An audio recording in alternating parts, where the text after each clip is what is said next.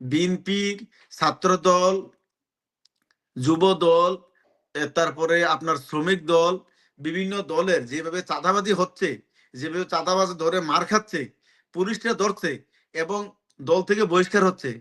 তো আমার কেন জানি ভয় লাগে মনির ভাই, যে আমাদের এই বিএনপির অবস্থা নিয়ে পরে ওই যে রাতের পথচারীর মতো হয়ে যায়, যে এই ওই কথা পুরাটা না বইলা গিয়ে এমন ভাবে বলছে যে আমি থাকতে চাই, তো বাড়িওয়ালায় পরে তারা দৌড়ান দিছে ঠিক মতনে, বুঝছেননি?